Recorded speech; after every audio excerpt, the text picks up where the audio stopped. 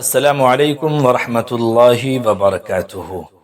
آج ہم بات کریں گے ایک بابرکت اور مبارک دن کی، جی ہاں، عید الاضحیٰ کی، جو صرف خوشی کا دن نہیں بلکہ اللہ رب العزت کی رضا اور قربانی کے جذبے کا دن ہے۔ آئیے ہم جانتے ہیں کہ اس مبارک دن میں ہمارے نبی صلی اللہ علیہ وسلم کی سنتیں کیا ہے، تاکہ ہم بھی اس مبارک دن میں نبی کی ان سنتوں کو زندہ کر سکیں۔ عید الاضحیٰ یا عید الفطر یعنی عید کے دن صبح سویرے جلدی جاگنا اور اس کے بعد غسل کرنا، آپ کے پاس جو کپڑے ہیں ان میں سے جو بہتر کپڑا ہے وہ اچھا کپڑا پہننا، پھر خوشبو لگانا، دانت صاف کرنا، مسواک کرنا، یہ بھی سنت میں شامل ہے۔ پھر عیدگاہ، ممکن ہو تو عیدگاہ میں جا کر کے نماز پڑھیں، اور ممکن نہ ہو تو جہاں پر عید کی نماز ہو رہی ہو وہیں پر جا کر کے آپ عید کی نماز پڑھیں۔ ایک راستے سے جانا اور دوسرے راستے سے واپس آنا، یہ ہمارے نبی کی سنت ہے۔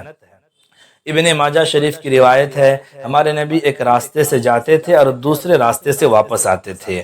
تو عیدگاہ جاتے ہوئے ایک راستے سے جانا اور دوسرے راستے سے واپس آنا۔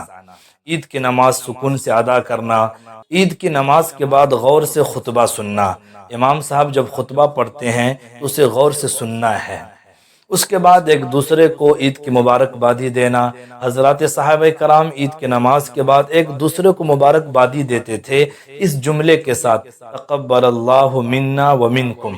آپ بھی یہ جملہ یاد کر لیجئے، بہت آسان ہے، اور ایک دوسرے کو اس طرح مبارکباد دیجئے۔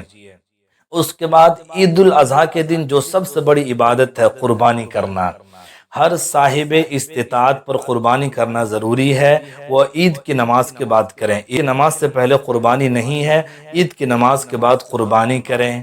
اور عید الاضحیٰ کے دن ایک اور سنت ہے کہ عید کی نماز سے پہلے کچھ نہ کھانا۔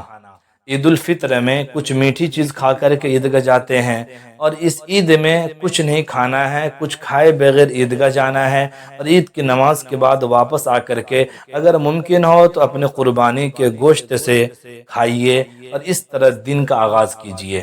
یہ چند سنتیں ہیں جو ہمارے نبی کی ہمیں ورثے میں ملی ہے۔ آئیے اس مبارک دن میں نبی کی ان سنتوں کو زندہ کریں، اور صرف خوشی کے دن نہیں بلکہ عبادت کے دن بنائیں۔